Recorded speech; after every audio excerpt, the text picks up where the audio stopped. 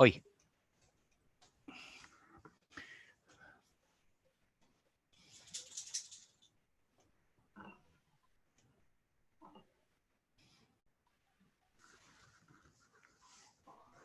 Settle down.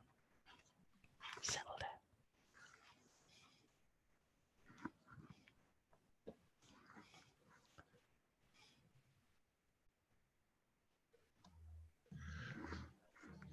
Olá, boa tarde a todos. Eu sou Roberto Nedélcio, sou presidente da Brastoa. E primeiro quero falar boa tarde a todos aqui do Brasil. Boa noite aos que estão nos ouvindo da Europa. Eu sei que tem muitas pessoas ouvindo a gente da Europa. Eu sei que eu vi negócio de Londres e a semana passada nós tínhamos até da Bielorrússia falando. E também queria falar bom dia para o professor Yeoman, que ele está na Nova Zelândia. Ele está a 15 horas na nossa frente. Para ele já é sábado de manhã. E nós estamos aqui conversando com ele. Então, isso até nos leva a refletir, né? Quem pôde acompanhar, um ano atrás eu estava assumindo a presidência da Brastoa. E lá eu usei uma palavra que foi até interessante, eu falei que cada vez que uma pessoa fala disrupção ou disruptura, as outras veem ele uma semana mais jovem. Então, eu ia usar bastante essa palavra durante esse ano que vinha. Mas eu não esperava, não sou vidente nem nada, eu não esperava que a disruptura ia vir tão rápido. Dizem que no Brasil tudo acontece depois do Carnaval. Inclusive a pandemia aconteceu depois do Carnaval. E logo depois, nós estávamos quase que todos, nós tivemos o primeiro caso de coronavírus logo depois, na quarta-feira, no dia 26 de fevereiro. E depois começou um trabalho, nós se mobilizamos muito rápido e veio essa novidade que nós estamos, que está disruptando todo mundo. Então, todos nós agora estamos numa nova realidade, uma nova situação, e nós temos que entender o que está acontecendo, ou tentar entender o que está acontecendo, para poder levar isso da melhor forma possível. Então, hoje nós temos aqui um grande especialista, que é o professor Yeoman, a Jaqueline, que é a nossa parceira da LEDS e da Amplia Mundo, e da Universidade de Brasília também, vai fazer apresentações. Então, agora deixo com você, Jaque, por favor, assume e toca para frente. Depois, no final, eu volto para as perguntas. Obrigado. Muito obrigada, Roberto. Uma boa tarde a todos e um bom dia especial ao professor Yeoman, que está lá na capital da Nova Zelândia, em Wellington, conversando conosco. É um prazer darmos continuidade à nossa parceria com a Brastoa. Então, em nome dos meus colegas, professores e pesquisadores na Universidade de Brasília, no Laboratório de Estudos em Turismo e Sustentabilidade, e também de toda a minha equipe na Amplia Mundo, nosso muito obrigada. Nós chegamos hoje ao 5º e último webinar dessa série, mas isso não significa que o projeto e a parceria vai acabar, e a Brastoa em breve anuncia novidades por aí. Nesse período de maio, foram 5 encontros abertos, além dos reservados aos associados da Brastoa. Nós criamos um espaço muito rico de reflexão, com profissionais brilhantes que estiveram conosco durante todo o mês de maio. Aliás, alguns deles até estão aqui hoje nos acompanhando, começaram a série conosco, terminam a série conosco. Oi, Cristiana, David, Renato, Mariana, sejam todos aqui bem-vindos na continuidade dos nossos debates. Com eles, nós discutimos negócios, criatividade, comunicação, imagem, Big Data, tecnologias, e hoje nós temos a honra de contar com um dos mais reconhecidos profissionais em planejamento de cenários futuros em viagens e turismo no mundo. E hoje também contamos com a parceria da Panrotas para a transmissão online no portal e também no seu canal de Facebook, e contamos com a presença do Arthur Andrade, o editor-chefe da Panrotas, que nos acompanha no debate. Arthur, seja muito bem-vindo, é um prazer aqui contar contigo no nosso debate. E antes de eu convidar o professor Yeoman para começar a conversa conosco, a apresentação dele está super rica, muito rica, eu vou fazer 3 recadinhos aqui. O primeiro deles é que eu vou lançar uma enquete online para a gente se conhecer melhor. E nessa enquete são 3 perguntas rapidinhas, eu vou lançar elas agora para a gente não perder mais tempo, e eu peço que quem tá nos acompanhando aqui no Zoom, que por favor venha até a tela e responda. Acredito que quem nos acompanha no YouTube da Brastoa ou nos portais da Panrotas não conseguem fazer essa resposta, mas eu peço aqui a participação de quem está no Zoom para a gente se conhecer um pouquinho melhor, principalmente o professor Yeoman, para nos acompanhar aqui. E enquanto as perguntas estão aqui abertas, eu vou fazer uma explicação sobre a tradução simultânea, que é uma novidade que a gente traz hoje. Então, quem está no Zoom, a opção é o seguinte, logo aqui embaixo na barra inferior, existe um globinho em que tem 3 opções ou 2 opções para vocês, talvez, de línguas. Então, está escrito ali PT para português e NEN para inglês. Vocês fiquem à vontade para escolher qual é a língua que vocês querem acompanhar. Nós, os brasileiros, nós vamos falar em português e o professor Yeoman, claro, vai falar em inglês e as perguntas podem chegar das 2 formas, não há nenhum problema, tá? Um outro recado, enquanto as perguntas aqui ainda estão também circulando, obrigada pela participação, já estamos com 63% de respostas. Eu vou pedir uma atenção para vocês, para agradecer pela parceria da Coletivo Intérpretes, que gentilmente fez esse acordo conosco, estão aqui oferecendo a sua habilidade para que o conhecimento do professor Yeoman possa chegar a mais pessoas hoje. Então, a Flávia e a Cecília, que são as intérpretes que nos acompanham hoje, muito obrigada a elas. Elas voltam também, antes de eu encerrar aqui, eu vou dizer que elas voltam no final do nosso webinar para apresentar a empresa, principalmente agora que o nosso mundo foi para o Zoom, né? E muita gente pode também estar pensando em fazer eventos internacionais. Elas voltam para se apresentar no final do webinar, de como é que funciona esse serviço de tradução simultânea via plataforma Zoom. Eu já vou encerrando aqui a enquete, já temos 80% de respostas. Muito bom, muito obrigada a todos que responderam. E vou compartilhar aqui com o professor. Professor, nós temos, então, a nossa audiência está mais ou menos assim. 63% na região sudeste do Brasil, onde estão principalmente os estados de São Paulo, Rio de Janeiro, Minas Gerais e Espírito Santo. Logo em seguida, nós temos a região sul, que é o extremo sul do Brasil, mais próximo da Argentina. Depois, em terceiro lugar, nós temos a região nordeste, que fica principalmente conhecida também pela nossa área mais tropical, por praias maravilhosas, mas não só, uma cultura riquíssima, gastronomia maravilhosa. Nós temos 4% das pessoas que também nos acompanham do exterior, a gente não perguntou o país, mas deve ser de vários, e temos também 7% das pessoas que acompanham da região central do Brasil, inclusive eu, aqui de Brasília, e 1% da região norte, professor, que é toda a região da Amazônia.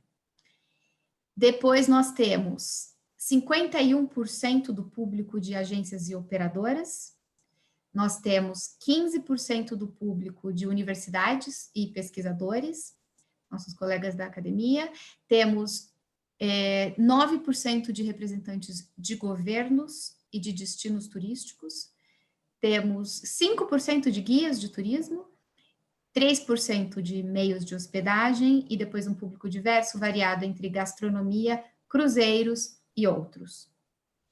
E, por fim, a nossa pergunta principal sobre a familiaridade das pessoas com o tema de planejamento de cenários de futuros. Então, nós temos 63% da nossa audiência tem alguma familiaridade, mas quer conhecer mais. 19% da nossa audiência tem boa familiaridade ou bastante familiaridade, e também 19% não tem nenhuma familiaridade. Então, a gente está com um público aqui bastante diverso.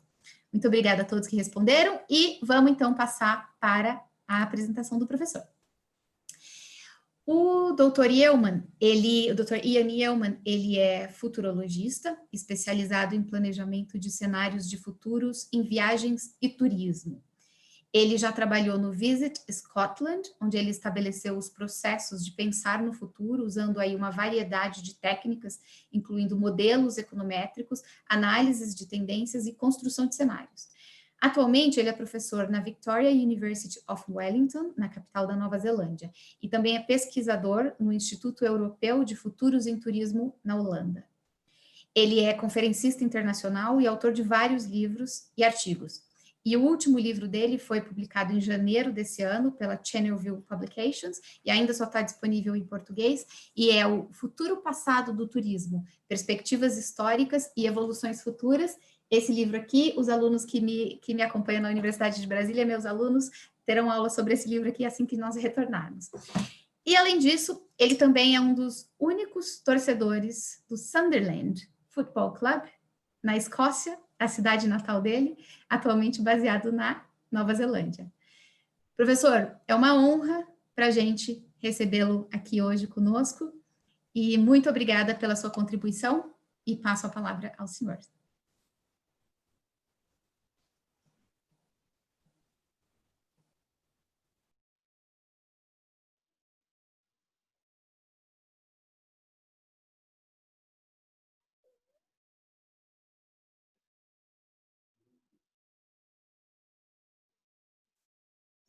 Good morning, good afternoon, bon chiri or partage. So depending on where you are in the world, I welcome this global audience, and it's a pleasure to talk to the Brazilian tourism industry here from New Zealand. I wish it was under better circumstances because COVID-19 has affected everybody across the world, and there's no industry that has escaped. So today I'm going to talk about scenarios for global tourism in a post-COVID ID world. So, and I think if you look on the first slide, this headline says it all. World tourism faces the worst crisis since records began. I think there's no nation across the world that hasn't been affected. There's no sector that hasn't been affected. And there's key questions about what is the future of tourism, how we will recover, and what the future of tourism would look like but beyond the present state. So I've constructed 4 scenarios set in 2025, which represent different options, different predictions, different worlds. What I'm going to talk about today is what is not what's going to happen, but it's for you to ponder and to think about and reflect within your context and within Brazil, across the world, and within your business. This was the email or the news release that came from the World Tourism Organization on the 7th of May. And when you've been reading UNWTO reports for the last years, the only thing that's happened has been economic growth. Tourism has seen dramatic growth. In 1950, we saw 25 million international arrivals globally. Now we see, in 2019, 1.4 billion international arrivals. And for the UNWTO to say that in 2020 and 2021, we're going to see an 80% reduction in international arrivals as the minimum is a dramatic forecast, and it's unprecedented in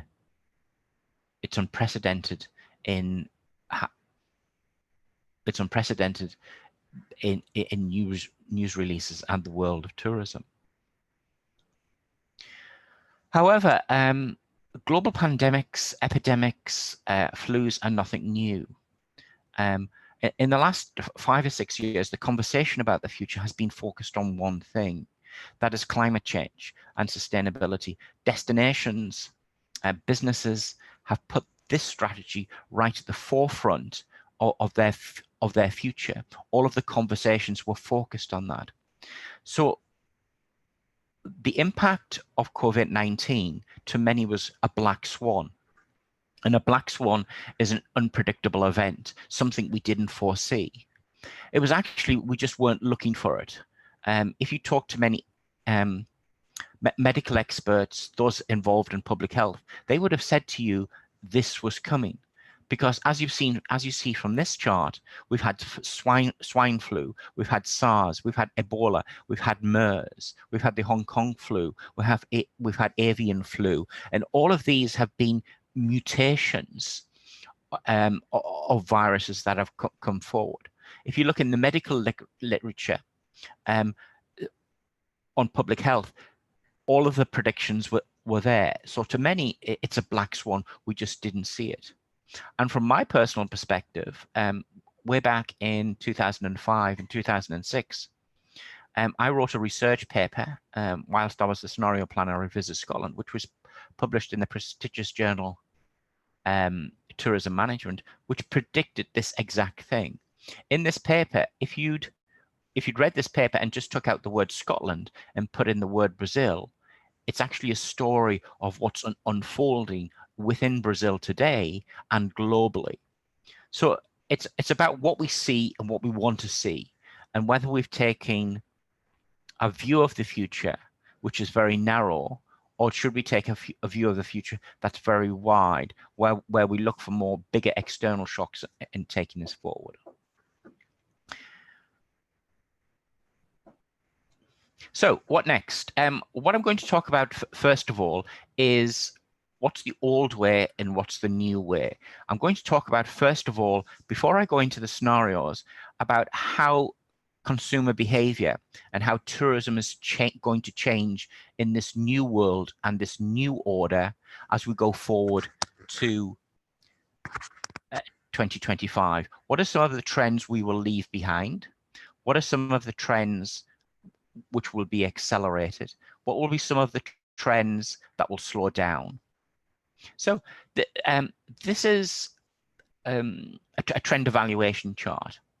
It basically says what trends will be dominant, what trends will advance, what trends will be arrested or completely stop, and what trends will slow down.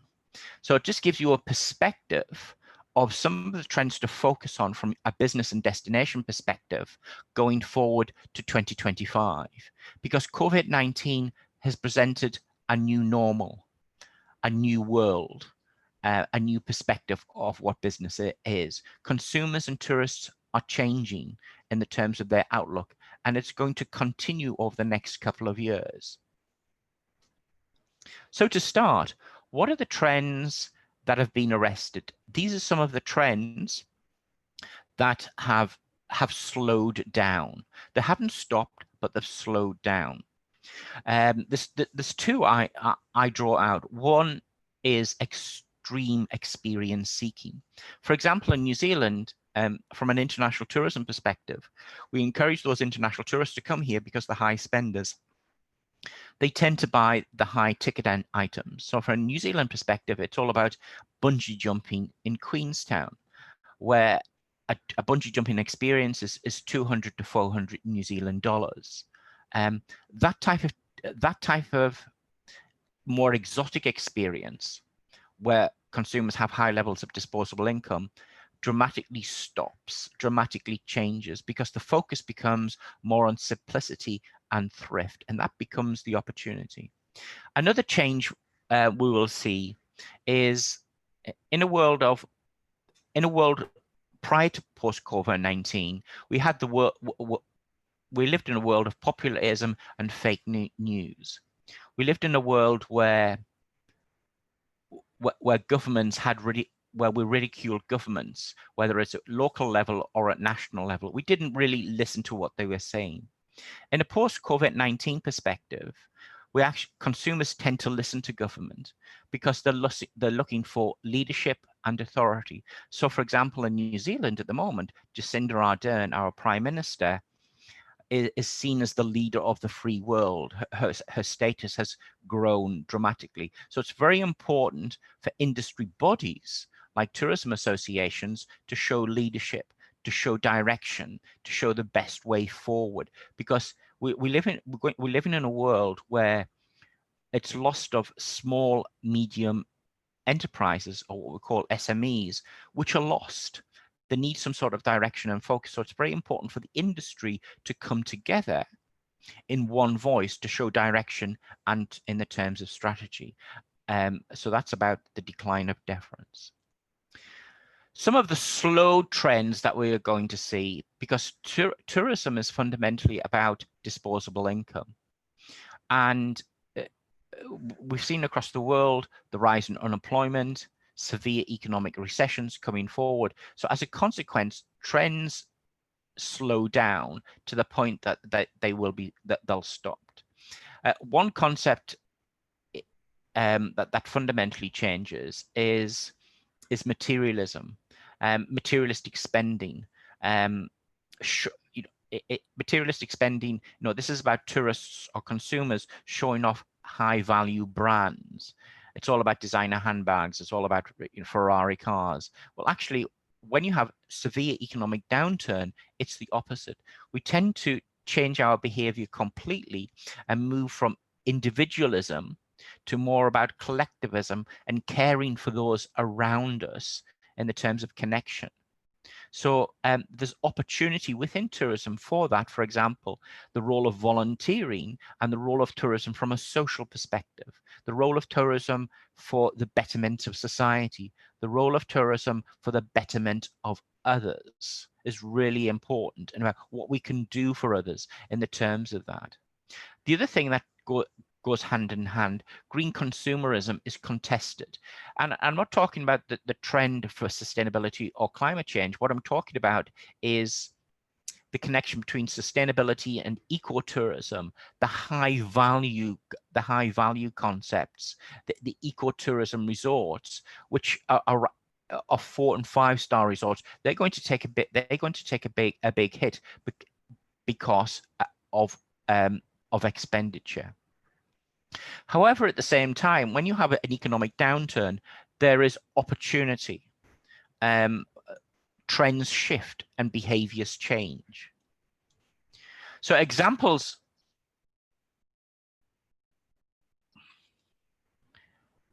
So what we have are what we call dominant trends.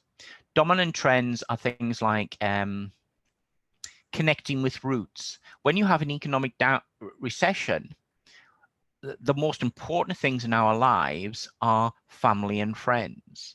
We want to reconnect with them. We want to be with them. So if you've been in lockdown for weeks and weeks and weeks, the first thing you want to do is reconnect with your friends and relatives.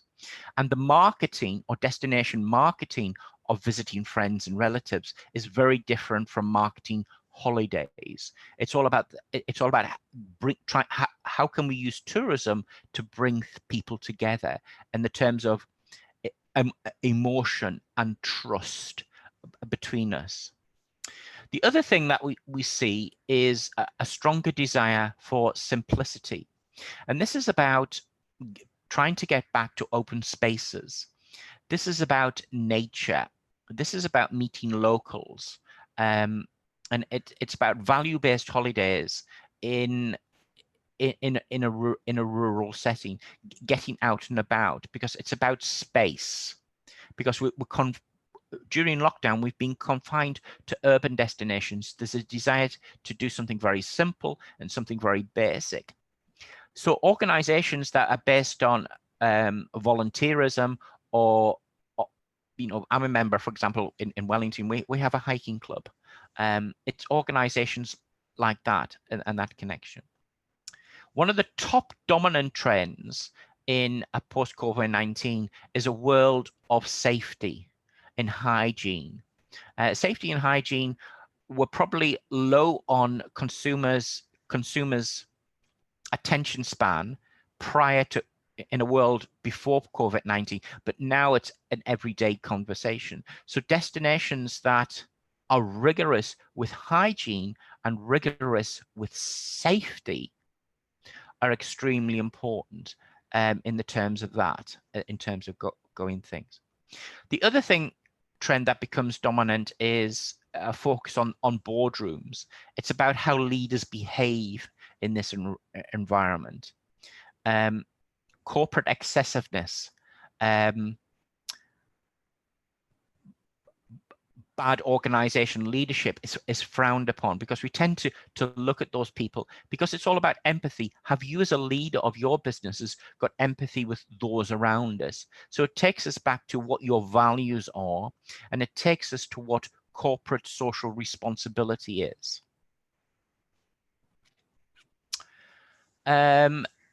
Some of the trends that are advancing and some of the trends that where there's opportunity, I think the focus across the world in the next 2 or 3 years, and particularly in New Zealand, is the focus on staycations or the domestic market. because that is the market that will come back first in the terms of connectivity and strength. And also within that domestic market, it's focusing on particular types of groups. There's one connection in focusing on families, but there's other connections in focusing on the specialist holiday, the specialist user, like recreational fishing or photography. Those are the hobby-based activities that people want to get out and do in the terms of what you can do. The other trend that will be dominant and advances is the concept of mercurial consumption. This is where the consumer is searching for bargains. This is where the consumer is seeking out information. This is about thrift. This is about thrift.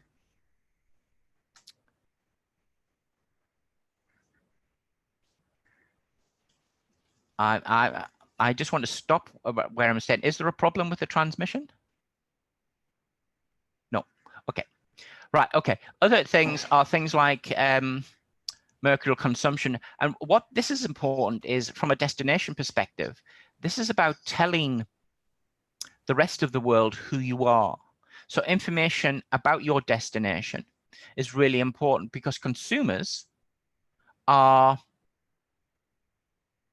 searching for information. So examples and opportunities is things about the provision of content, because in particular women or the main purchasers or those that have responsible for household budgets and make family decisions about where to go, want to know that. So examples are things like what Iceland is doing or what the Faroe Islands are doing, where it's all about virtual reality, taking a camera and allowing potential tourists to explore your destination via the web. It's the soft sell. Some of the other examples of more dominant trends and our advancing trends is the role of automation in that, because consumers are very aware of hygiene and safety. The opportunity for the advancement of automated processes which take human contact out of the process becomes more important in the terms of going forward. Other things that become more important are what I call predictive analytics. This is about web analytics or data analytics, where when you go onto the internet and you're searching for a holiday, because we have that data and we capture it, you as a destination can make recommendations of what to do. You can use predictive analytics to help sort choice for those potential tourists, for those potential consumers. Sorry, I've got the hiccups. Right.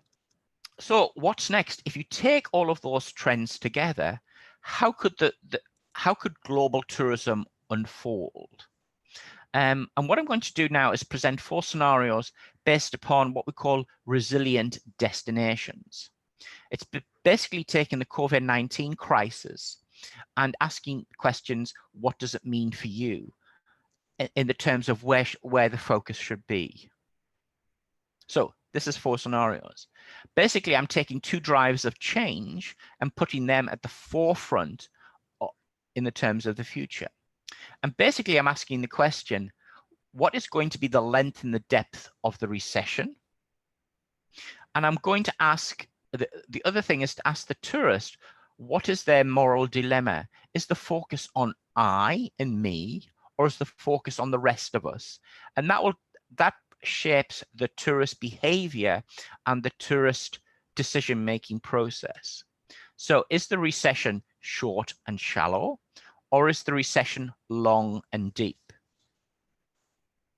Is the focus on me, I, and my decisions, or is the focus on collectivism? Is the focus on we? So from that, we get 4 scenarios. And the 4 scenarios are Crazy Rich Asians. I don't know if you've seen the film, which was made in Singapore about 2 years ago, which is basically about recovery. Basically, COVID-19 is actually, it comes and it disappears, and the world gets back to normal. It's about Contagion, which is a film about collapse, and here the focus is survival of the fittest. This is about I rather than you. The third scenario is this side of paradise. COVID-19 gives us an opportunity to rethink our values, and it means rethinking tourism. And the fourth scenario is called the colony. This is a world where COVID-19 does not go away. It comes back first wave and second wave, and what does it mean? And all of those scenarios are based upon 4 films. So Crazy Rich Asians follows a Chinese American professor who travels, and it's all about the rich in society.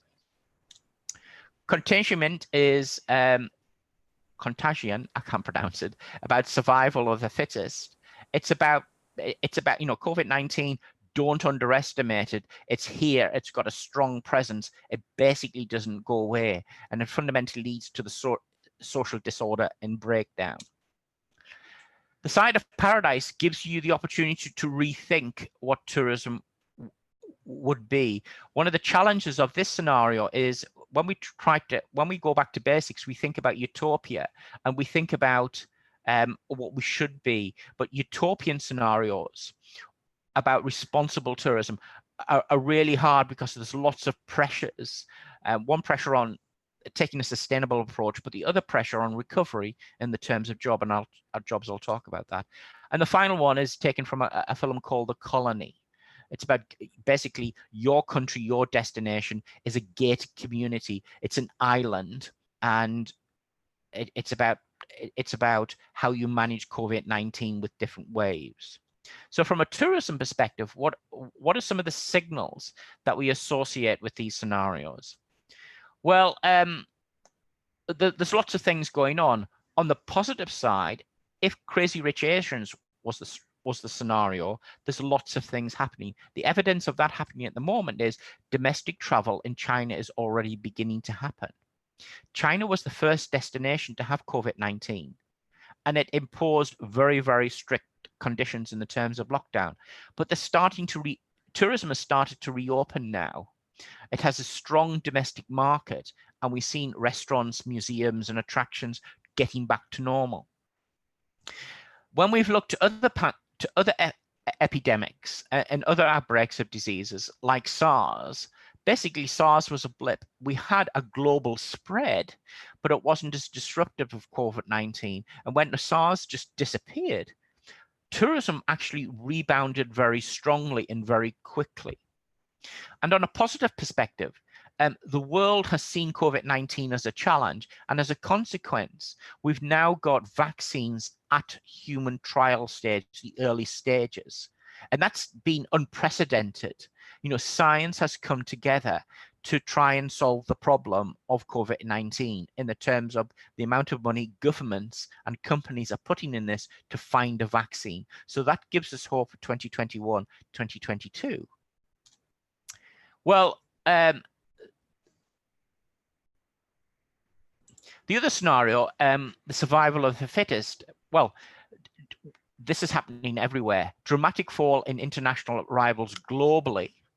No country, no company has escaped. And in this world, what we've seen is countries, the rise of protectionism, the me first. In the United States, the fight for the fight in the tendering for medical supplies is going on. So it's the me first attitude. It's about me rather than the rest of you. Some of the positive things that are coming out of tourism in the terms of the side of paradise, rethinking tourism, we've seen a huge rise in support your local initiatives in the terms of supporting your local restaurants, supporting your local shops and hotels, shop local, buy local in the terms of things. And also many restaurants, for example, in the United States, many restaurants and hotels For example, many hotels in the United States have opened their doors to those that sleep on the streets to give them a bed during COVID-19. Many restaurants are supplying unused food to food banks. Many people are working with their community. So in this environment, there's a drive to rethink tourism with a focus on communities and sustainable futures. Whereas the colony is about the new norm, a new world. What would it look like if COVID-19 didn't disappear and we had several outbreaks? Well, many countries have started to make tourism plans around that. So, for example, Iceland is opened up to tourism, and anybody, you arrive, you have a test at the airport, or and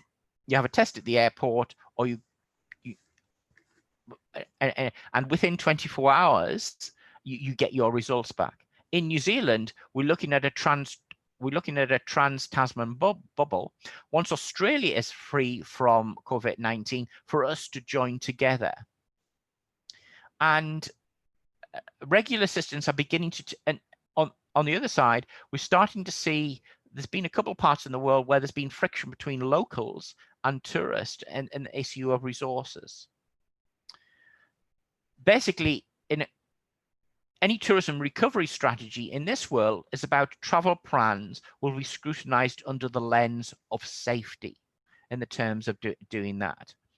And when we had the beginning of COVID-19 here in New Zealand, there was there was a bit of a rush of the super rich coming to this island to escape because of isolation and the untouched world.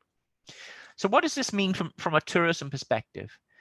If COVID-19 is just a blip and it disappears at the end of 2021, we will see fast recovery. We will see flourishing visitor demand. We will see new products, but we'll basically see the consumer where we see unfettered demand. You know, I need to get out there and I need to travel. I need to do things. Sorry, bit of a cut. Whereas if we have survival of the fittest, it's basically basically tourism falls off the map. The industry disappears. We have disparity in society in the terms of successes and failures. We have society in the terms of economics of apartheid, in the terms of polarization. The middle classes have been squeezed, and we've got severe poverty and those that are rich. And it's protectionism that drives things. Keep me out.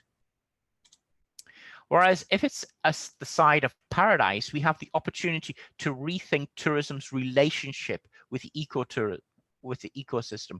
What's your utopian values? It's about a sustainable and balanced future. It's about responsibility, and it gives us the opportunity to rethink capitalism of what it could be. You know, you're asking the question, if we're going back to basics, if we're going back to a blank piece of paper, what could tourism be, and what do you want it to be? What do you want it to be in the terms of rebuilding? And the final one is the colony, where COVID-19 is here, and we have to manage it. Here, the focus is on thrift and safety. The middle classes have been squeezed. They do not have the disposable income. So it's about local rather than global in the terms of markets. It's about, to a certain extent, your destination becomes a gated community. It's a society of a smart destination and a big brother society, knowing who the tourist is, where the tourists are, and the tracking of the tourism. Basically, it's a smaller economy and a focus on self-sufficiency, a focus on health and well-being, collectivism, and the re-emergence of tourism. And as those squiggly line diagrams represents, there's no clear pathway, and there's hard decisions to be made in the terms of what tourism will be like in the next 3 to 4 years, and what are the conditions that will shape tourism and where you want to take it. So what will the tourist look like? What are the tourist values in these different 4 scenarios? So in the crazy rich Asian world, the world this presumes the world took dramatic action to contain COVID-19, and we saw the elimination of the virus. Tourists and consumers quickly returned to destinations, and pent-up demand rose dramatically. And in this scenario, the word over-tourism comes back, rather than under-tourism is what we've got today. Well, what does this want? It's the end of tourism as we know it, except for the super rich. It's a very polarized society. And tourism is fundamentally like South Africa, where you've got economic apartheid. The side of paradise, consumer behavior we know is risk averse. And the longer the virus goes on, behaviors and attitudes change. And tourism, if it has to be repositioned, has got to be more about collective responsibility, has to be more about trust, and has to be more altruistic rather than profit-centered and capitalist-centered. It's putting communities at the center of tourism in order to build something and rebuild it. Whereas the gated community is an important feature. In this scenario, COVID-19 is a permanent feature, and governments are trying to balance regulation, economics, and health. In this scenario, COVID-19 is contained. We have a relatively stable and prosperous business environment, but the consumers are more risk averse. Their habits have changed because of the prolonged situation of COVID-19. And here it's about not marketing to consumers, but it's how destinations or tourism businesses have a degree of trust in you. So the word trust becomes extremely important in going forward. So what are some of the risks with each scenario? The risk of the crazy rich Asians is the rush to open, the desire for jobs, trying to get back to normal too quickly. That is the risk. And if you rush to reopen too quickly, COVID-19 comes back very quickly. And this is the situation what's happened in, for example, in South Korea, where they've tried to get back to normal, but only yesterday they announced that schools will close again. Basically, under this scenario, the risk is the end of tourism, the end of an industry, and a more polarized society. The side of paradise, the two threats are utopia, trying to reimagine tourism using something about using sustainability and responsibility gets tokenism. It's never achieved. We say we're going to do it, but we never get there. On the other hand, not taking the opportunity to rebuild ourselves and re-image ourselves around these concepts.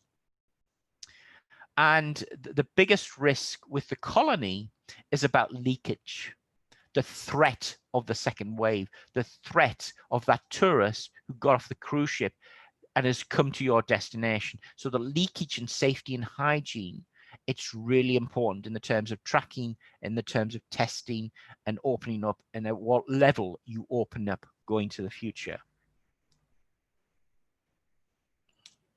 So if this is the future, what would be the vision? What would your vision be? What would your vision be for your destination going forward? So if you do have a very strong recovery strategy, it's about live more, fear less. But throw your inhibitions away and let's just party. Let's just spend. Let's get back to what we did. And a very strong focus on recovery very quickly and living your life, what you've missed.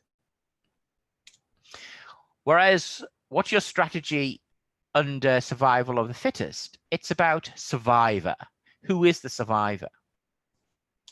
If it's about this side of paradise, it's trying to position yourself different, making your destination something about an eco-paradise, something utopian. It's around sustainability, it's around the environment, but it's a very it's very much that paradise in the terms of where it goes.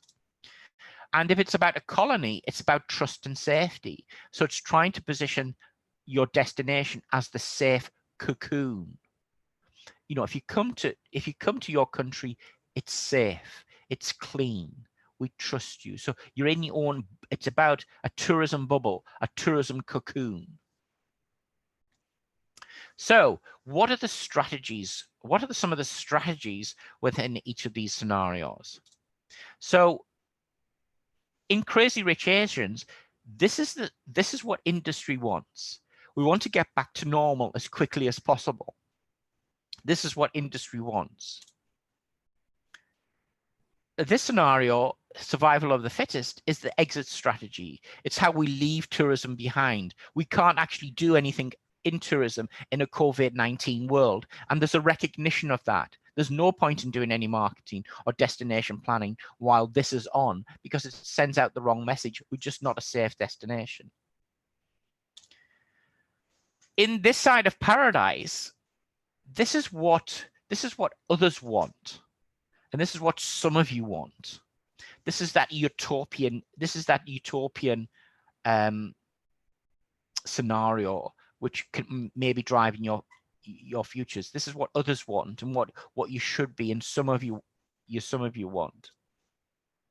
However, the colony, this is what you think is going to be. This is what you think is the transition scenario for your world. So how do you manage that transition and try to shape tourism over the next 3 to 4 years in the terms of what you do?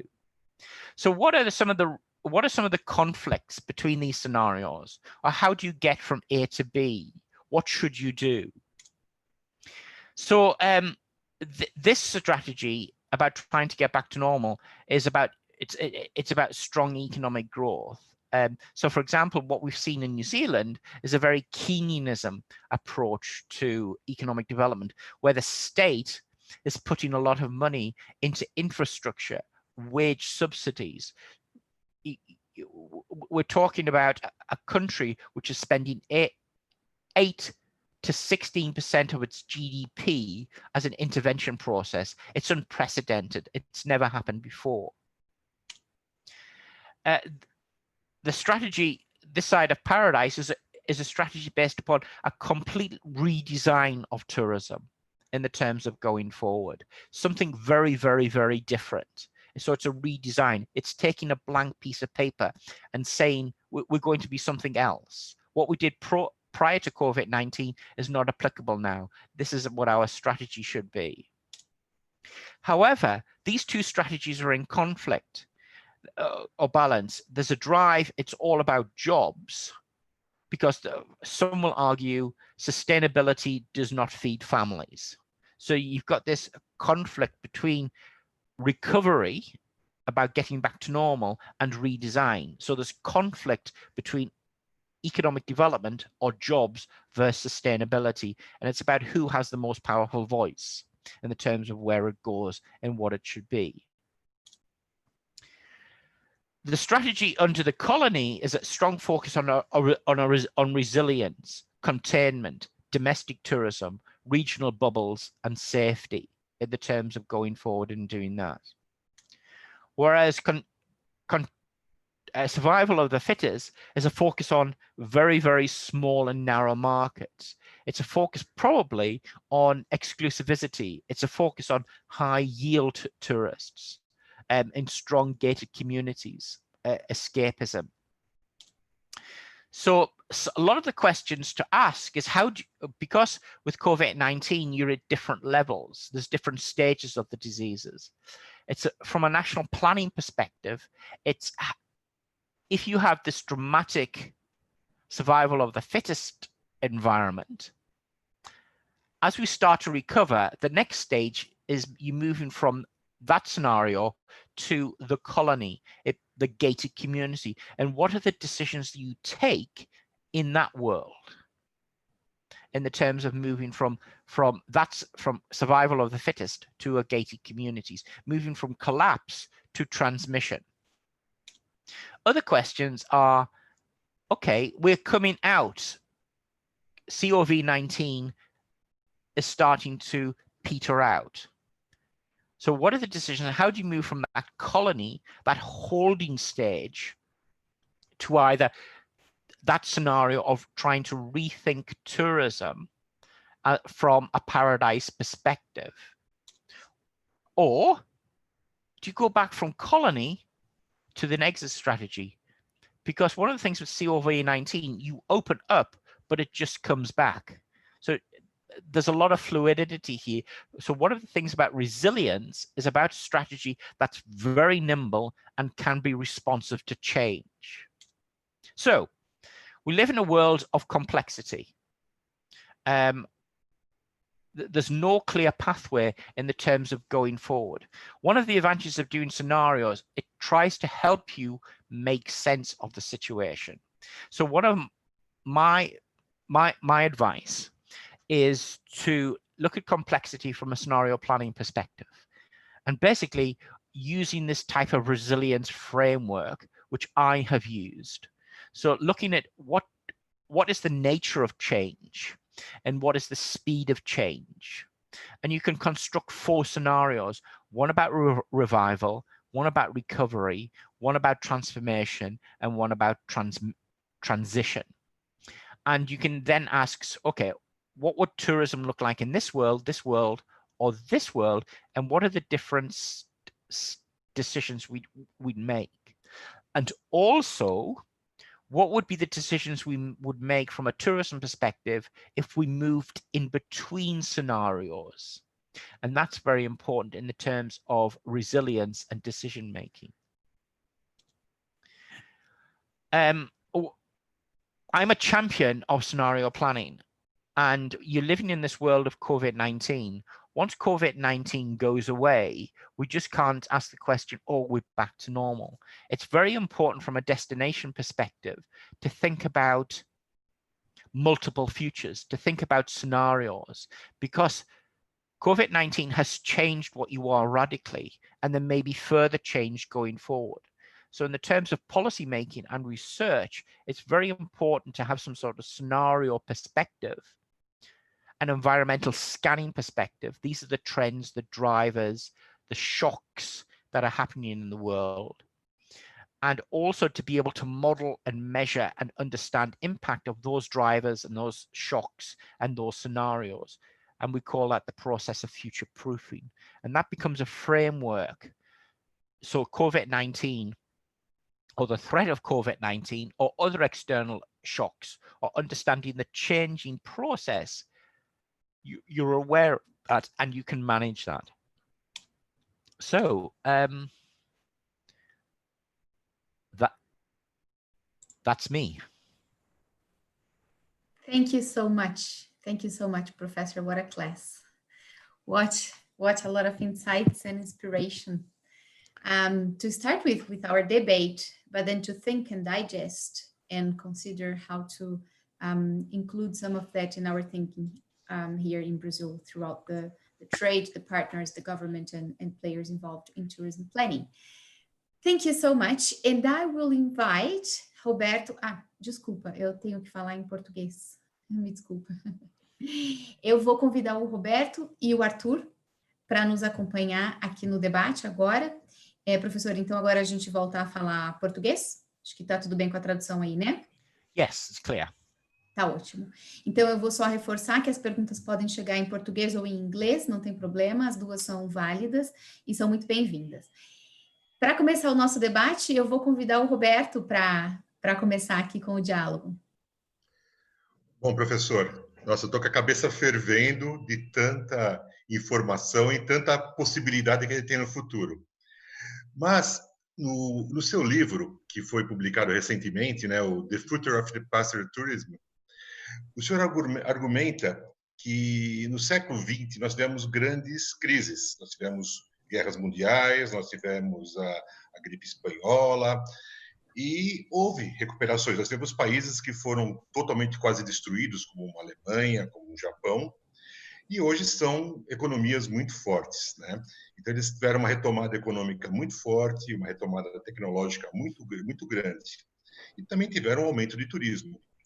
O senhor acredita que, nesse momento, após terminar essa pandemia do corona e a partir da hora que as pessoas se sentirem seguras, nós vamos ter esse crescimento no turismo e complementando. E qual que é o papel? Qual vai ser o papel fundamental das agências de turismo, das operadoras nesse crescimento do turismo, se houver? I think that's right, and I think if I pulled out a curve graph of tourism in 1950, globally it was 25 million international arrivals, and today it's well, in 2019 it was 1.4 billion international arrivals. So 1950 to 1920s, 70 to 80 years, it's a more longer perspective. And as a consequence, the world has had lots of shocks. So tourism will recover because tourism rebounds very strongly. If you looked at the Spanish flu in 1918, Spanish flu in 1918 spread around the world as soldiers fighting in Europe returned to their countries. And Spanish flu petered out and disappeared. It took 2 to 3 years, and basically the world got herd immunity. There was no virus; it just got herd immunity at the time. And then we went into the 1920s, and there was a rapid recovery period, and we call that the Roaring Twenties, where people went out and spent. Come 1926, 1928, we had a global depression for other reasons, not because of Spanish flu, but for reasons of economics. So tourism will respond and tourism will grow. I've got no doubt about that. So if you invite me back on the 29th, on the 29th of May 2030, it will be a very different speech. I actually won't be doing it by Zoom. I'll be in Brazil live. I will be talking about a very prosperous nation, a very strong nation, because the biggest strength of Brazil in the terms of tourism is its people and the attitude towards others and the diversity of tourism products that you've got. So in 2030, tourism will be very different from what it's been today. And what we're having today is a disruptive shock. It's had a major impact on tourism flows, but it will return. As we've said, there are signals of tourism getting back to normal in China, for example. Carnival Cruise Liners is taking bookings for 2021, and some cruise ships and journeys are now full. So so the longer term perspective is different. And if I was to talk about global tourism in 2030, 2025, the key drivers of change are not what I'm talking about today. The biggest change in tourism long term is the restructure of populations, and that's about demography. That's about aging populations. Because today, for example, we've got to ask where levels of disposable income will be. It's about the number of people that are young, the number of people that are old. So long, if you were asking me to talk about what will the world look like in 2030, 2040, 2050, it's a very different set of scenario sets.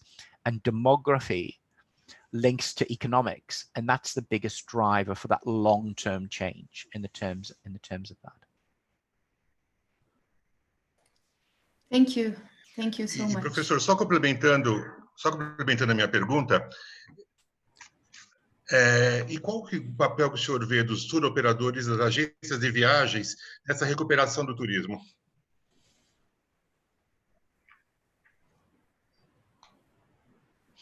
I didn't get the translation for that question. Oh, sorry. Are you on the off yet or already on the English? I'm on English. Okay. Can you repeat, please, Roberto? Talvez você possa repetir, Roberto. Yes, I can, but I didn't get the translation. Okay, that's very good. That's a very good thing. One of the things about travel agents is travel agencies are real people. So the people behind a screen or people be in a shop or that are out there. And I think what happens in a COVID-19 world and going forward, it's about that trust. It's about real people, in the terms of that connection between the tourism industry and the tourist and the travel agents. So you, as a company, and your brand and how you behave and your recommendations are extremely important, because you can bring a personal message to those tourists in the terms of going forward. So trust in the brand and the trust in the company is extremely important within this environment, in the terms of going forward. So trust is the key word.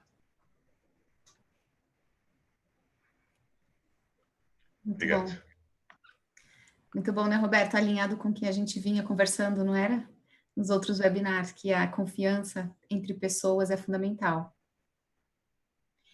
Arthur, posso te convidar agora para participar conosco do debate? A palavra é tua.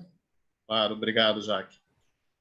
Professor, pegando esse gancho da confiança, as pessoas estão com medo, né, de viajar. E o senhor, lá no comecinho da apresentação, falou que as pessoas vão buscar mais simplicidade, vão buscar viagens mais ligadas ao regional.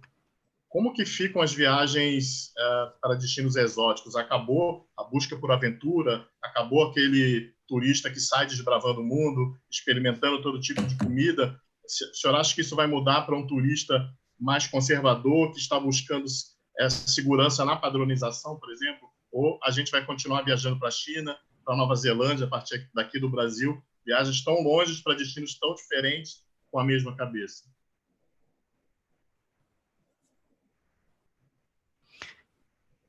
It all depends on which scenario that you're in. So, for example, if you're in the scenario, the colony, for example, which is probably going to be the scenario that's going to be dominant for most destinations in the next 1 or 2 years, it's not about exotic destinations. It's not about faraway places. It's about local, regional. It's about safety. It's about simplicity and trust. Under that scenario, we've got the middle classes squeezed. It's all about going back to nature. It's all about staying local. So the international tourist market is restricted in the terms of that. The only travel that will occur will be between countries where you have safety and bubbles. So, for example, yesterday, Norway and Denmark announced a bubble. 16 European countries, I think it was 12 or 16 European countries have announced a bubble, or Estonia did. Until you got those levels of safety or track and trace, and more of a regional focused, that's where the tourism will be. It will not be about long haul. It will not be about exotic destinations. And actually marketing exoticness marketing exotic destinations in that scenario is just actually the wrong message to send out, because it sends out a message of, we don't care. We don't care about how the world is changing. In the terms with the consumer, the marketing, the relationship in the colony scenario for exotic destinations is trying to prepare for the crazy rich Asian scenarios. So it becomes about how getting ready when you move from that colony, when the colony scenario is starting to peter out and we're trying to get back to normal, is have we got the mechanisms and can we react quickly enough to that post-COVID-19 world? Because exoticness only occurs in the crazy rich Asian scenario, predominantly.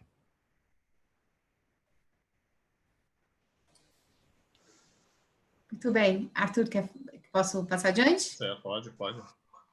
Muita informação, né, para a gente digerir, muito bom. Professor, eu vou fazer uma pergunta, como a gente está com um público bastante variado, eu vou atingir dois públicos aqui, que são os jovens profissionais que estão entrando no mercado ou entraram no turismo recentemente, e também os estudantes, tanto de graduação quanto de pós-graduação, a gente tem um número razoável deles aqui. Como é que o senhor acredita que isso impacta a eles no futuro profissional, uma vez escolhida essa profissão há tão pouco tempo, né? Qual seria a perspectiva que o senhor deixa para eles? It is. I'm in the same situation with those fellow students because I'm a professor of tourism, and we have students starting degrees in tourism and ending degrees in tourism. But there is without doubt there is an impact upon tourism. There is an oversupply of tourists. There's an oversupply of people in the hospitality and tourism sector, and those that are employed on more seasonal or temporary visas have been the first to be made redundant. National airlines have all downscaled or gone into bankruptcy, so the supply of jobs is not going to be there. But there's also opportunity there. You've got to remember, tourism is one of the most entrepreneurial industries in the world. So the opportunity for small businesses to think local and to think in the terms of diversity, in the terms of new products, in the terms of new experiences, and to be able to react to that is also an opportunity and things to do. But there's also things thinking about. It's thinking about taking your tourism product and your tourism experience and trying to make it safe. And there's been many examples of that across the world. So, yep, I've got no bright answers for those students that are about to leave with a degree, because there's going to be a degree of unemployment and there's going to be a degree of change. But students doing a tourism degree should think about what are the skills that they've learned in the terms of the ability to solve problems, make decisions in the terms of communication in a more immediate world. But we also have to think about the tourism industry will probably be back to normal within 2 to 3 years. So those that are embarking probably on a tourism degree now, 3 years at university, will probably be okay, or those that are young enough to get that. So there is going to be disruption. There is an opportunity to rethink, and there's an opportunity for graduates with different skills to think about what is the opportunity within a crisis. Perfeito, muito obrigada. Arthur, quer voltar para alguma pergunta do portal por aí, ou a gente segue aqui no Q&A? Tenho aqui uma pergunta do Marcelo Araújo. Ele quer saber se depois que passar a pandemia, se vai ver um estigma de alguns países pela forma como eles trataram a pandemia, ou os resultados dessas ações que eles tomaram, se pode haver proibições de alguns turistas desses países para visitar outros. Como que o senhor vê isso? A imagem dos países que souberam lidar melhor com a pandemia. I think that's a possibility. And I think there's been issues with, for example, Brand America and Brand USA at the moment in the terms of international visitors to that country from certain countries have not wanted to go there in the last 3 or 4 years because the attitudes and the values are not quite right. So that is a possibility. But I think that'll just be for some tourists, not for all tourists in the terms of that, because once we start to come out of post COVID-19, the biggest driver will probably be price and value. So it's how the tourist plays off value against the destination brand, because across the world, all destinations have a value system. All destinations have a brand that they promote, but that brand does not, it's only for some tourists, it's not for all tourists. So there still will be different markets in the terms of fitting in with that. And I think some of the issues around relationships about tourists not wanting to come to this country or that country, that's probably in the hands of, it's politics. So country A may ban people from country B and country C. We've just got to look at the political infighting between the United States and China at the moment. It's not about people, it's about politics. And we may have a new president in the United States in November, or we may have the same president for another 4 years. It's about global politics. It's about politics within the country, rather than what the country's all about. Perfeito. Roberto, posso passar para você, adicionar alguma pergunta, algum comentário? Ou passo aqui para o Q&A? Não, pode passar para o Q&A. Tá ótimo, a gente está cheio de pergunta aqui. Professora, eu também gostaria de dizer que nós tivemos mais de 600 pessoas nos acompanhando, ainda temos um número muito alto de pessoas aqui, tem quase 400 aqui na sala conosco e mais nos canais online de pessoas que nos acompanham. Então, muito obrigada a todos, inclusive recados de pessoas que estão em Londres, em Portugal, na Argentina. Muito obrigada a todos. Eu vou passar adiante, professor, e vou fazer uma pergunta engatada com esse tema que o senhor trouxe da promoção, porque tem várias perguntas nesse sentido, sobretudo no âmbito internacional. Como é que o senhor vê a eficácia de campanhas ou de formas de fazer promoção internacional nesse momento e como é que elas devem se transformar perante o que vem adiante? Well, I think it all depends on which scenario you're in. So the scenario that's predominantly dominant and what most destinations are working within is that colony concept. And what we've seen there in the terms of promotion from many destinations within that scenario is about promotion campaigns have been very subtle. Promotion campaigns are about trying to reconnect with the place. Promotional campaigns have been about open spaces and about the focus on people and friends. It hasn't been things that about exoticness, materialism. It's been very simple messages about come and reconnect. It's been very, very soft sell, and it's about trust. It's been going back to trust, and that's been right at the heart of things. Perfeito, muito obrigada. Eu vou fazer uma outra pergunta e depois volto aqui para o Arthur para a gente interagir com o Portal Panrotas também, que é no sentido do green consumerism, a consumismo verde, que o senhor colocou ali. O senhor pode elaborar um pouquinho mais essa questão, porque acho que ficou muito bem explicado que é no contexto da pandemia, mas como que o senhor vê isso adiante? I think one of the trends I've talked about is about when you're in a COVID-19 situation. I talked about green consumerism actually slowing down, and this is about levels of disposable income. Consumers are going to make a choice between value and price over betterment for the planet. They're making a conscious. It's what we can afford and what we can afford to do.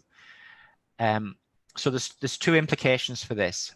Where destinations are about high value, and for example, in New Zealand, we have many destinations and places or hotels that what we call eco destinations, but these are right at the top end. That in the terms of prices, they're very 5-star.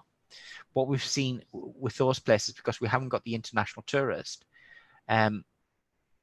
their occupancy levels have dramatically fallen, and because there's a difference between what an international tourist will pay and what a domestic tourist will pay in the terms of price sensitivity and how much they're willing to pay for an object. So very much 5-star destinations that have promoted themselves on sustainability have had to dramatically reduce their prices for that domestic market. So where you're positioned in the terms of high value from a sustainability perspective, those destinations will not work. Where we've seen from a green consumerism is it's been more about simple products. It's been a stronger reconnection with nature. It's been about walking. It's been about hiking. It's been about very simple eco products, which do not have a high price to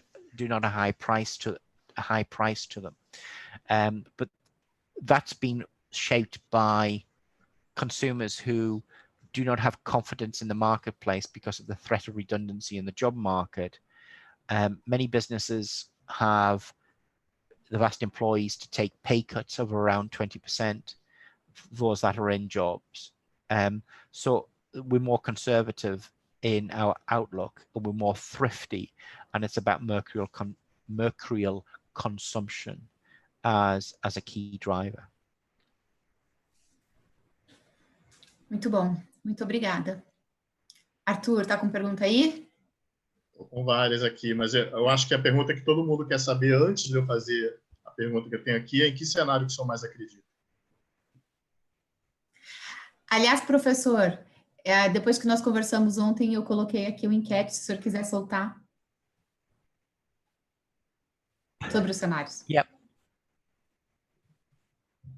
Yes, please. Yep, please. Quer? Posso? Yep. Então, ótimo. Vamos soltar antes para ver se todo mundo concorda com ele, é isso? Exatamente. Ó, eu vou soltar aqui, então, quem está no Zoom vai poder votar para a gente. Como é que é a sua perspectiva, o que mais lhe parece provável diante dos 4 cenários que o professor colocou?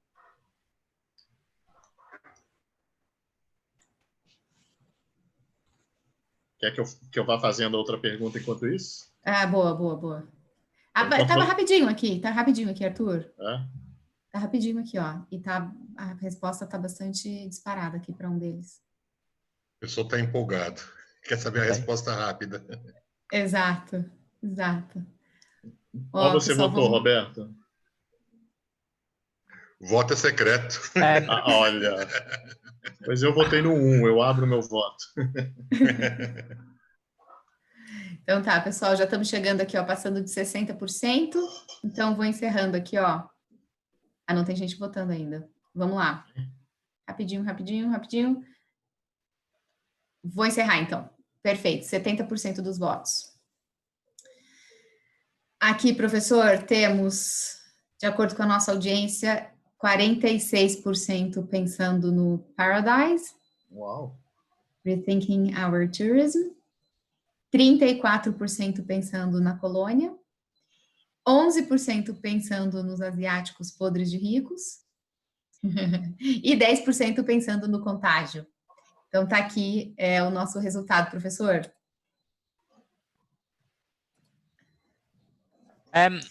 My opinion is, I think the dominant scenario in the next 3 to 4 years will be the colony. That'll be the one that'll be around for global tourism. And the key question is how do you get from the colony to another scenario? The key decision is how do you go from, if you're putting a focus on economic growth, it's all about crazy rich Asians. If you want to move from the colony to something about a new vision, it's all about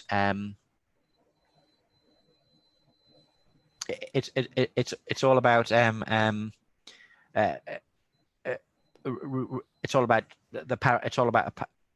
a paradise, and at the same time it's about preparing for a backward step in the terms of survival of the fittest. So I think the dominant one will be the colony, and that's what I think we'll be working with, what many destinations will be working with, because COVID-19, different destinations will be in a different scenario at different stages, but I think global tourism will not get back to normal for, we're talking 3 to 4 years, because of the impact from an economic perspective of what's happened. Ian, uma pergunta em relação a esse tema ainda é sobre, e dentro do cenário The Colony, me parece o mais adequado mesmo, que é em relação aos protocolos de segurança que estão sendo criados e implementados por países, destinos, de formas diferentes, inclusive. O senhor vê essa realidade sendo uma necessidade generalizada? Como é que o senhor vê a questão dos protocolos e dos selos nesse cenário que o senhor avalia mais provável? Yes, it is, but there's lots of things we can do. There's the safety protocols are really important because of issues of transmission and because of issues of transmission.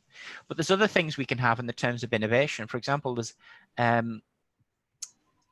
in Paris, one of the big things has been one of the issues from a safety perspective is, people around Paris or other parts of the city want to get around by bicycle, and you can hire a bicycle. But one of the rent-a-bike schemes in the city of Paris has teamed up with a nanotechnology company, and they've coated all of the bicycle handles and the places where people touch, and they've put a new surface onto all of these bicycles, which cleans the bicycle automatically and gets rid of COVID-19.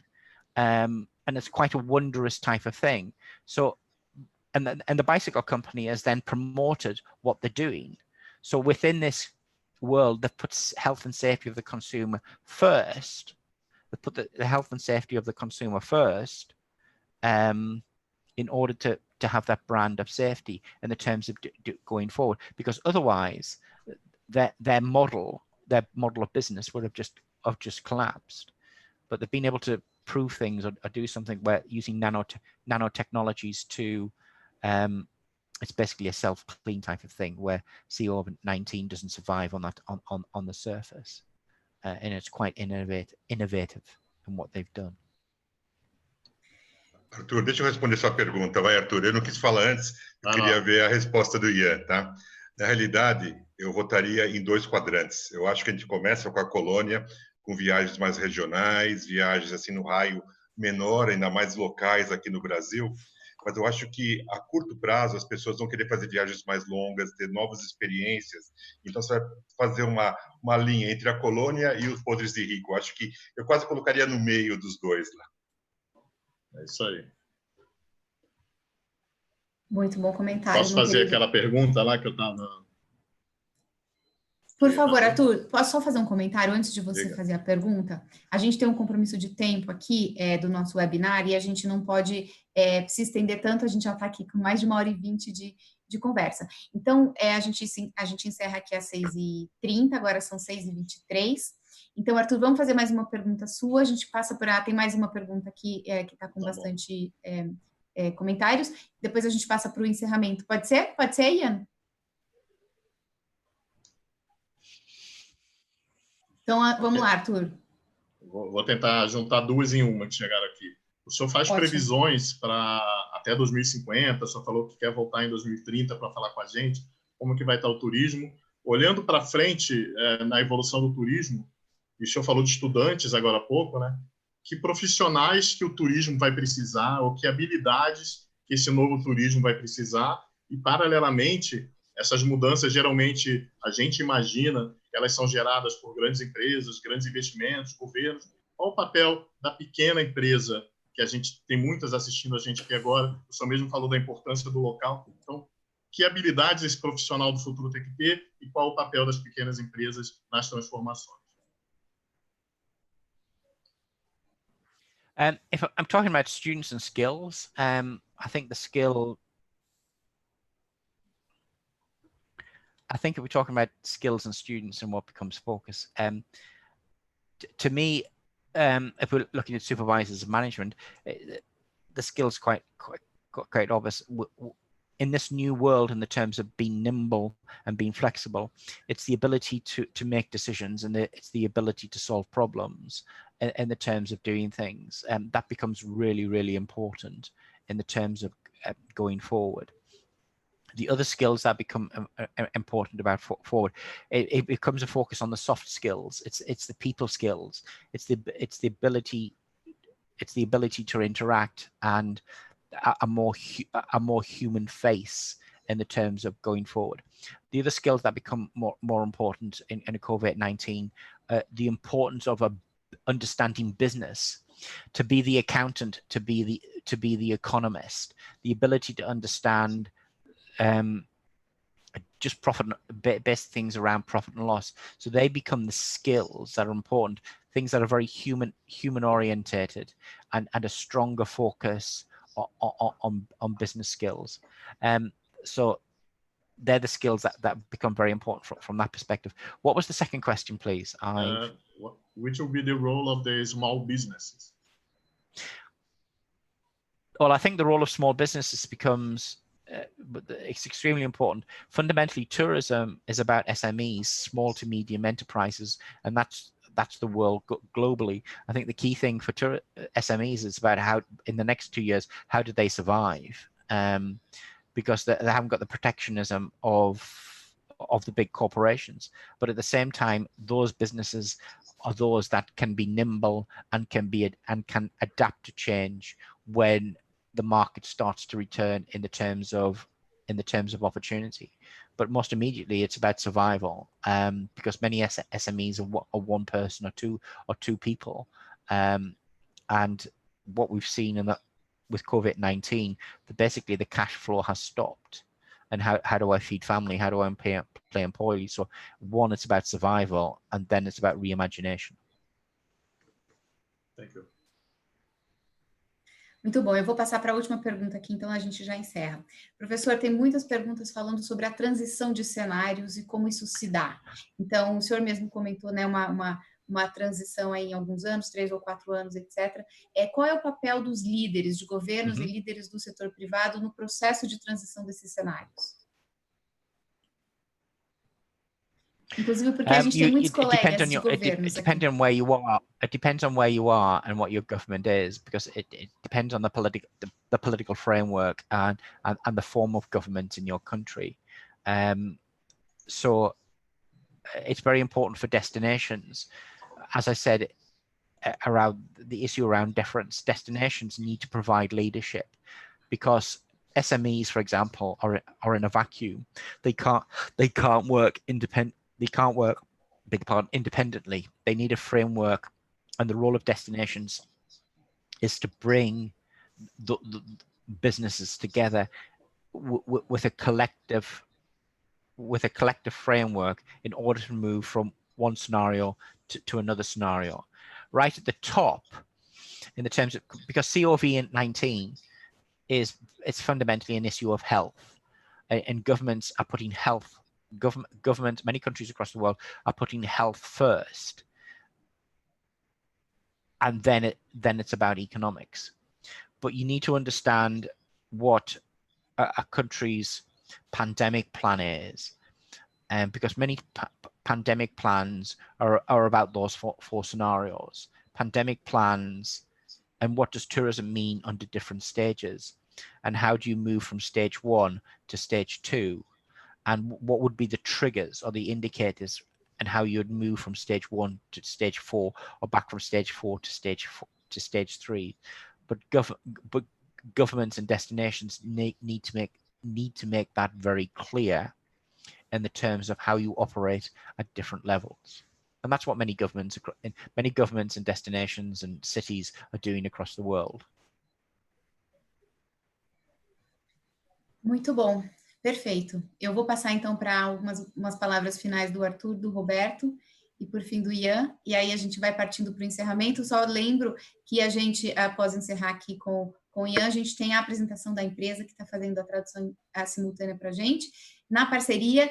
E é muito importante para, especialmente, quem trabalha com eventos, enfim, que essa pode ser uma nova ferramenta para a gente por muito e muito tempo, não é não? Então, convido a todos para ficar e ouvir, por favor, o Coletivo Intérpretes. Então, passo agora, então, para o Arthur.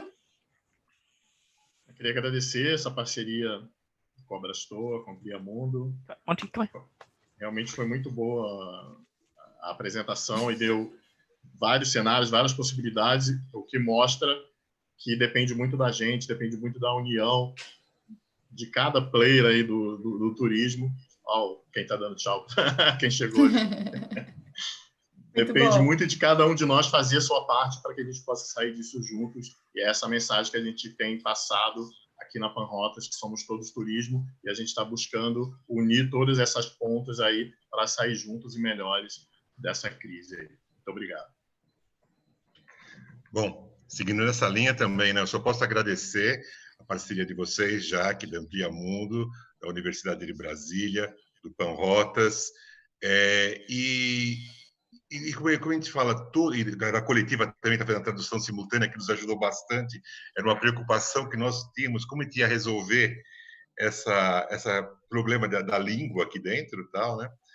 Mas a gente acredita que é o seguinte, é uma fase que está fazendo a gente repensar, realmente, que nem eu falei, é uma disruptura do que está acontecendo nos procedimentos e tudo aquilo que nós estávamos acostumados, porque muitas vezes nós temos a tendência de ficar na inércia.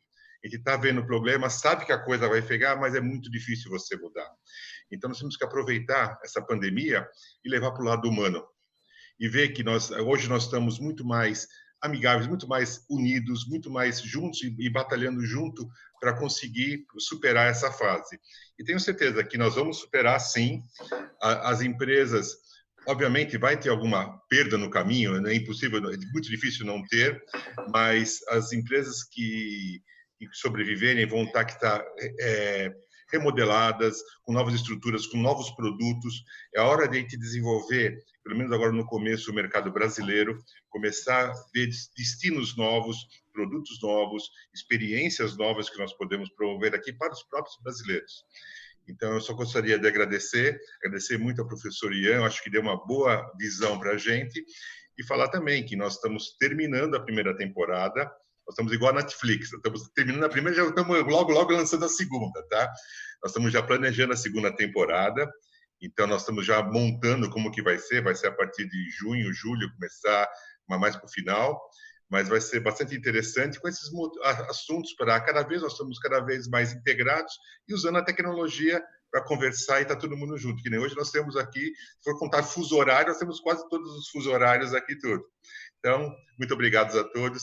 E obrigado, Ian, e obrigado, Jaque, mais uma vez. Obrigada, Roberto. O Hugo. O Hugo está aqui conosco. Se a gente puder passar a palavra para vocês. Ok. Esse é o Hugo. Ótimo. Esse é o Hugo. Muito bom. Professor, contigo, então, a palavra. Well, I just want to say thank you. It's been a pleasure to speak to everybody, and let's just share a glass of wine and some friendship. And I wish Brazil, its people, and its country all of the best. And as Jacinda Ardern, our Prime Minister, says, stay safe and don't forget to wash your hands. Muito bem, professor, e eu passo aqui em nome de muitos colegas, muitos profissionais que estão dizendo que o senhor já é mais do que convidado para vir ao Brasil. Eu já tive a honra de ter essa conversa com o senhor pessoalmente aí na Nova Zelândia, na sua sala, não foi? E o senhor sinta-se convidado, então, para vir ao Brasil assim que possível, não é? Assim que possível, vai ser uma honra para todos nós aqui recebê-lo. Então, acho que são as palavras de muito agradecimento, Ian. É isso, acho que nós encerramos aqui uma série de webinar com debates muito interessantes, inspirações muito importantes. Boa tarde. Inspirações muito importantes para a gente, e agora passar para a segunda fase da temporada aqui de projeto, de webinar, enfim, vai ser lançado como é que vai ser. Mas mais que isso, também colocar um pouquinho do aprendizado que a gente conseguiu obter dos diálogos em prática, né? Então, agora, por fim, fica aqui o meu muito obrigada a toda a equipe da Brastou, a Mônica, as duas Mônicas, a Mônica Sami, a Kezan, o André, o Danilo, a Thaís, a Marina, que acompanha isso de perto, aos vice-presidentes Estela e Frederico, que participaram conosco, principalmente o Roberto, a Panrotas, todos os meus colegas no Laboratório de Brasília, a nossa coordenadora, a professora Helena, também o professor Elimar, todos os outros colegas que estão do Maranhão ao sul do Brasil, no exterior, aliás, é um grupo bastante diverso, que a gente trabalha de pesquisadores, a minha equipe na Amplia Mundo, a grande Mariana, que está aqui com a gente, a Érica, a Dani, foi muita gente envolvida nesse projeto, mas com certeza acho que valeu a pena.